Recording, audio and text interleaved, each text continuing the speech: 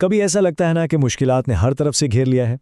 آج ہم ایک ایسی ہی کہانی میں چلتے ہیں جو ہمیں سکھائے گی کہ کیسے صبر اور شکر، یہ دو بظاہر سادہ سی چیزیں، زندگی کی بڑی سے بڑی آزمائش میں ہماری سب سے بڑی طاقت بن سکتی ہیں۔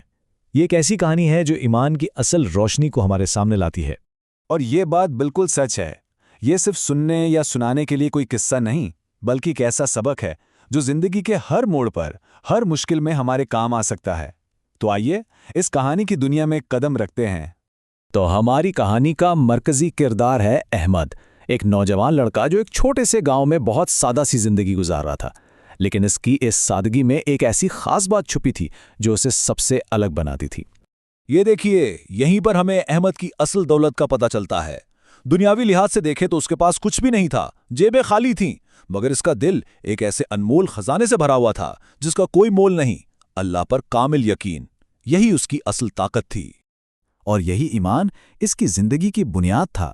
چاہے خوشی ہو یا غم، آسانی ہو یا مشکل، اس کی زبان پر ہر حال میں بس ایک ہی کلمہ ہوتا تھا، الحمدللہ۔ اس کا دل ہر لمحہ شکر سے بھرا رہتا تھا۔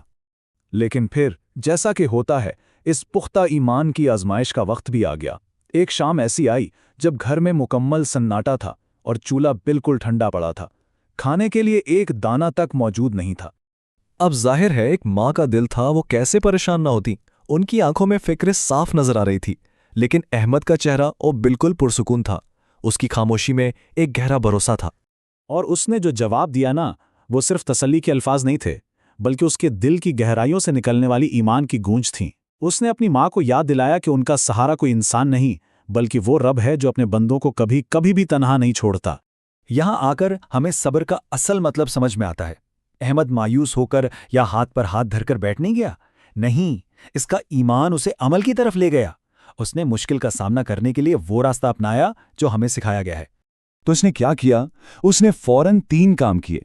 پہلے وضو کر کے خود کو پاک کیا، پھر 2 رکعت نفل نماز پڑھ کر اپنے رب سے رابطہ قائم کیا، اور آخر میں اس نے اپنے ہاتھ اٹھا دیے اور اپنا سارا معاملہ، اپنی ساری پریشانی اللہ کے سپرد کر دی۔ ذرا اس کی دعا کے الفاظ پر غور تو کیجیے۔ اس نے صرف کھانا نہیں مانگا، بلکہ اس کھانے کے انتظار میں صبر کرنے کی ہمت بھی مانگی۔ وہ جانتا تھا کہ اصل کامیابی صرف رزق کا ملنا نہیں، بلکہ آزمائش میں ثابت قدم رہنا ہے۔ تو احمد نے تو اپنا کام کر دیا تھا۔ اس نے اپنا بھروسہ اپنے رب پر دکھا دیا تھا۔ اب سوال یہ تھا کہ کیا اس کی دعا سنی جائے گی؟ کیا آسمان سے کوئی جواب آئے گا؟ آئیے دیکھتے ہیں آگے کیا ہوا۔ اور زیادہ دیر نہیں لگی، دعا مانگنے کے کچھ ہی دیر بعد ان کے دروازے پر دستک ہوئی۔ یہ دستک امید کی تھی، یہ اللہ کی مدد تھی، اور یہ اس طرح سے آئی جس کا انہوں نے تصور بھی نہیں کیا تھا۔ اور مدد بھی کیسے آئی؟ ایک بالکل معجزاتی طریقے سے۔